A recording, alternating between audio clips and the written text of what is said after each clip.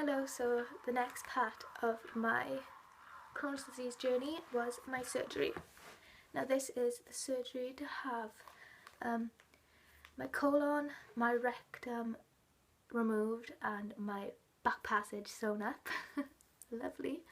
I had it laparoscopically, yeah, basically. It was August the 5th, I had to go into hospital. It was a Tuesday. My surgery was booked for the next day, Wednesday the 6th of August 2014.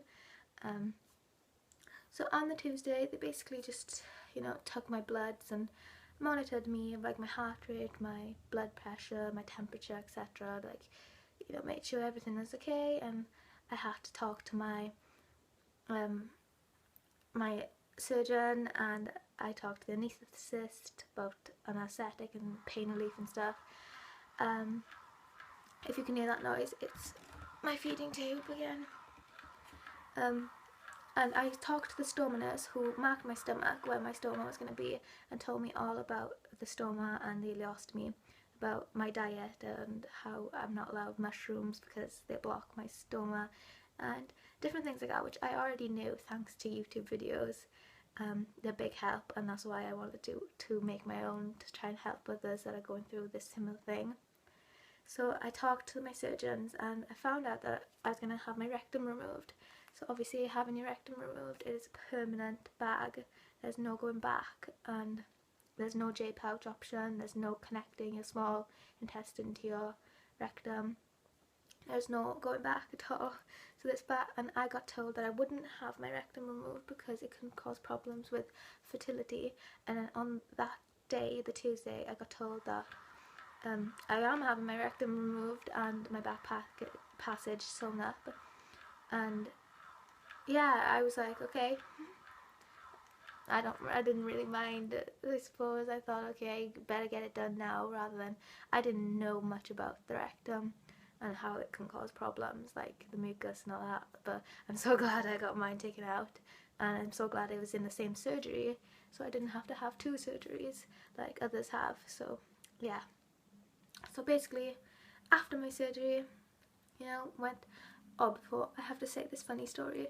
When my mother came into the prep room, like when they're putting the cannulas into your hands and giving you the anaesthetic, and when I was going to sleep, oh, I'm so embarrassed, she told me that I was going to sleep, and I started going, peace, man. I said, these drugs are good, man. Peace, peace. Oh, how embarrassing. And I was like, please tell me you're lying, please. When she told me, and she said she wasn't lying, and that is true. And so yeah, good old birthday. So basically, yeah, I had an epidural in my back, painful obviously, and they put cannulas into my hands and sent me off to sleep, did that funny thing, woke up in immense pain, obviously. I had a bag this time. I felt my stomach and I was like, where's my bag, where's my bag? And I was like, yay, okay, it happened this time. And I woke up in just an immense pain, and I was very, very confused of where I was. And I had a morphine pump that I pressed every, I can't remember how many minutes precisely, but it was like literally every 5 minutes. And I could press it, and then it would release morphine into my veins, and I'd feel good. And then, so I'd be pressing that, and I was like totally drugged up off morphine. I was drugged. I had laparoscopic surgery, which is keyhole surgery, so I have 3 small cuts. I have one just above my belly button, and then one on the right side and one lower down. I think, not the left side, my bag's on the right side. So then I obviously had my stoma stitched to my stomach, and then I have a line about this big on my bikini, like a C-section scar, which is so, so, so good. It's done so amazingly. But yeah, basically, I was in a lot of pain, and I was on morphine for much, much, much longer than I should have been. I was on morphine for 5 days, and I was totally out of it, like drugged up, like falling asleep when I was talking to my parents. And the reason for that is because in my blood it showed that I had something wrong with my liver, I think it was, my liver levels or something in my levels in my liver was showing a bit strange, so they wanted me to have an ultrasound scan, and it was Friday, so they kept me near by mouth, and then they told me all morning, and they told me in the afternoon that I wasn't having the scan and I could eat, and I was like, okay. So then Saturday came and the same happened again, and Sunday came and the same happened again. They kept me near by mouth, and they were like really messing up my recovery, I feel like, because they kept feeding me and then starving me and feeding me and then starving me, and basically I ate like straight away. I ate ice cream like the next day after surgery, and then like the next day I had toast and chips and, you know, stuff they had on the children's ward, because I had mine under pediatrics because I was 16, so that was good. I'm happy about that too.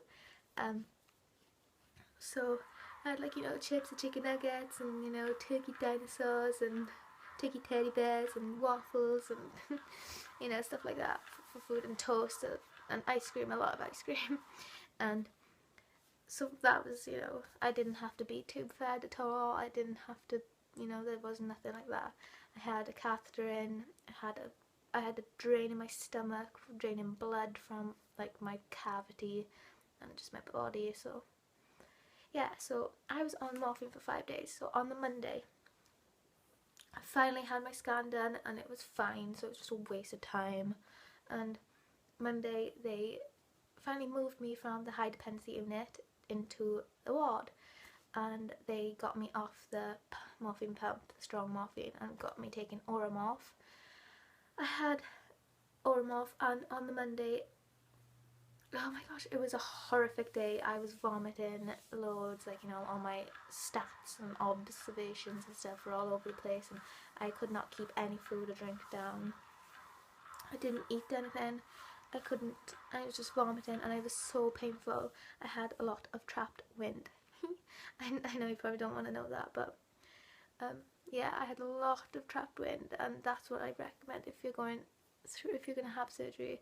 Make sure you get peppermint water prescribed for you, because it works amazingly, and it's just a teaspoon of peppermint water and it tastes like mouthwash, and it's just, yeah, and it works good. And I had so much trapped wind and it was awful, and I couldn't walk because obviously I just had major surgery and I couldn't move it, and but yeah, on Tuesday they swapped my meds from Oromorph to Oxynorm, which is another like form of opiate or opiate, so if I'm saying that right.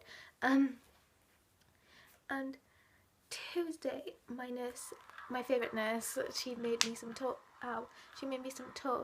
and I ate it and I kept it down, and we were calling it Rachel's Magic Toast because her name was Rachel. And so that, and since when I had the toast, I felt more energy, I felt much better, I didn't vomit it. I was in a bit of pain obviously because of surgery, but then Tuesday, I just felt much better. And then like Wednesday, I had a shower and I washed my hair. And another tip about, I have a lot of little hairs back here. If you can see, compared to the rest of my hair, they are not layers. My mother had to cut a massive chunk out of my head because my head had all got matted after, like, I had bed head from after surgery because I didn't brush my hair because I was so out of it for so long. And yeah, she had to cut a huge ball of matted, like, dreadlocked hair out of my head, so my hair's really thin and I lost so much hair anyway. So yeah, make sure you brush your hair.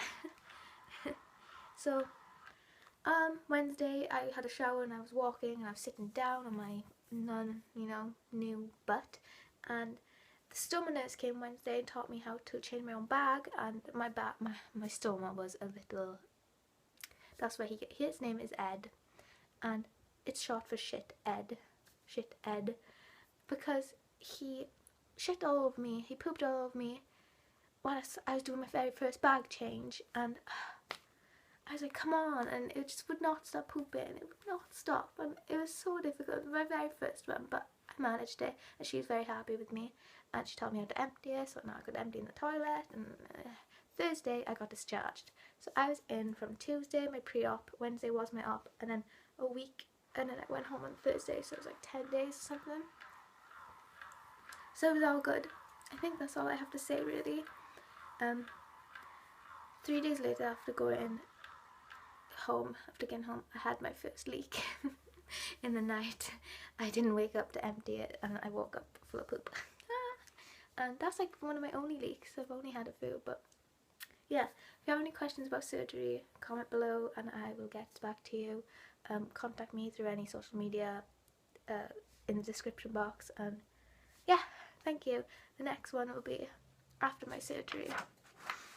So yeah, a lot to talk about there. Bye!